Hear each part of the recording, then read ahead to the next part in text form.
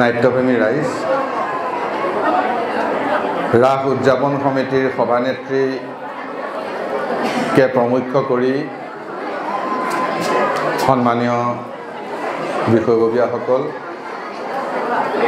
নামঘৰ পৰিচালনা সমিতিৰ সভাপতি হেম বৰা ডাঙৰীয়া, সম্পাদক জুন্তি বৰা ডাঙৰীয়াকে প্ৰমুখ্য কৰি সন্মানীয় সমাজকৰ্মীসকল,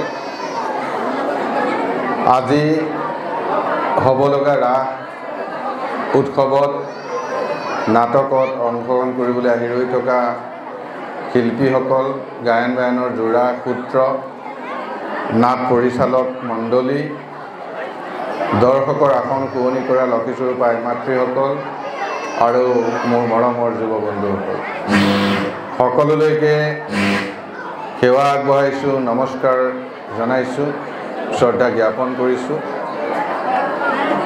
আজি আমি ৰাস উপভোগ কৰিম। এই ৰাস হৈছে এখন নাটক। মহাপুৰুষ শ্ৰীমন্ত শংকৰদেৱে অসমীয়া জাতিৰ ভৱিষ্যতলৈ লক্ষ্য ৰাখি নাটক ৰচনা কৰিছিল। এই নাটকসমূহৰ ভিতৰত পত্নীপ্ৰসাদ, কেলিগোপাল, কালীয় দমন, ৰুক্মিণী হৰণ এনেকৈ বহুত নাটক ৰচনা কৰিছিল। সেই নাটকসমূহৰ ভিতৰত কেলিগোপাল নামৰ যিখন নাটক, এই নাটকখন আমাৰ ৰাইজৰ মাজত আজি উপস্থাপন কৰিব। এই কেলিগোপাল নাটকখনৰ যি বিষয়বস্তু তাকে ৰাস বুলি কোৱা হৈছে। ভক্তিৰস, প্ৰেম ৰস, বিভিন্ন ৰসেৰে ভৰি থকাৰ কাৰণে এই কেলিগোপাল নাটকখনক ৰাস বুলি কোৱা হৈছে।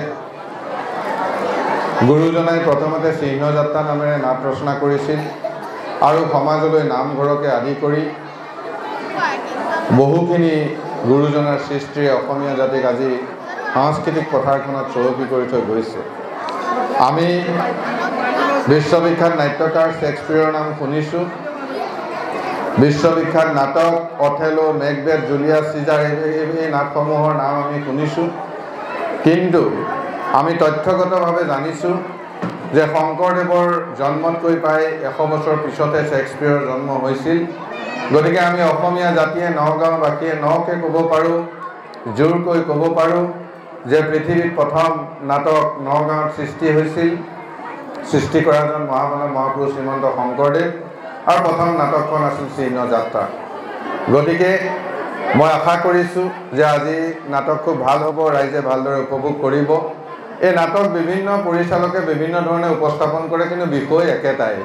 ইয়াত আত্মা আৰু পৰমাত্মাৰ মিলনৰ কথাটো কৈছে এই ৰাসৰ যোগেদি।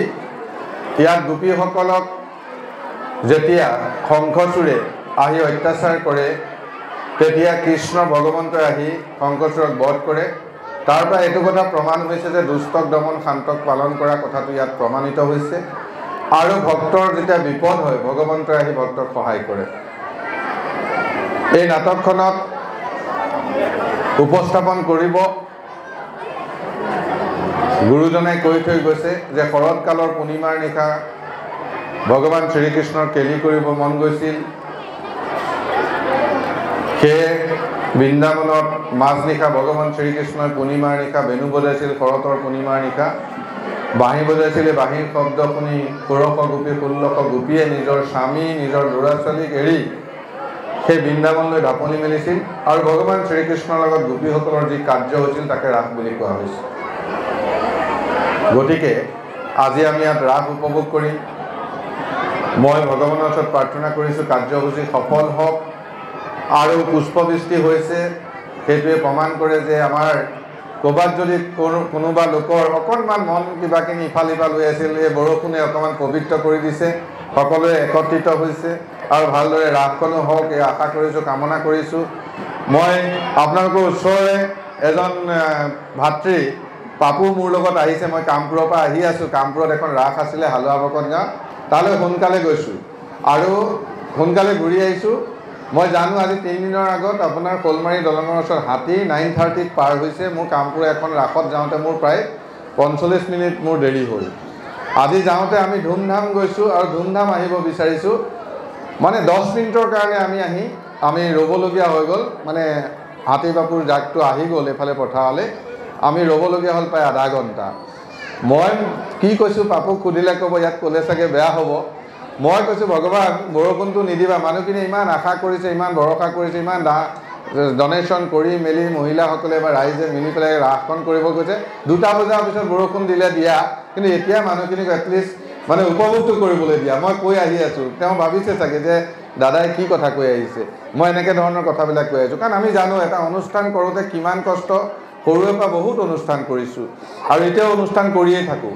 গতিকে ইমান আশা কৰা হৈছে, ইমান কামনা কৰা হৈছে, গতিকে খুব ভাল হওক এই আশা আৰু কামনা কৰি পুনৰ আপোনালোক সকলোলৈকে শুভেচ্ছা জনাই আৰু এই নাটকখনৰ যোগেদি, ৰাসৰ যোগেদি আমাৰ মাজত সম্প্ৰীতি হওক, ভাতৃত্ববোধ হওক, ইয়াকে কামনা কৰি আৰু আমাৰ যি COVID-19 কৰোণাৰ কাৰণে আমি সকলোৱে ভয়ত আছোঁ, এটা সাংঘাতিক পেণ্ডামিক চিটুৱেশ্যন হৈছে, এই চিটুৱেশ্যনৰ পৰা যে আমি মুক্তি পাওঁ, আমি যে সকলোৱে আমি নিৰাময় পাওঁ, ইয়াকে আশা আৰু কামনা কৰি এই 2 এষাৰ বক্তব্যৰে মই সকলোকে শ্ৰদ্ধা জনাই মোৰ বক্তব্য সামৰণি মাৰিছোঁ। ধন্যবাদ। কৃষ্ণ।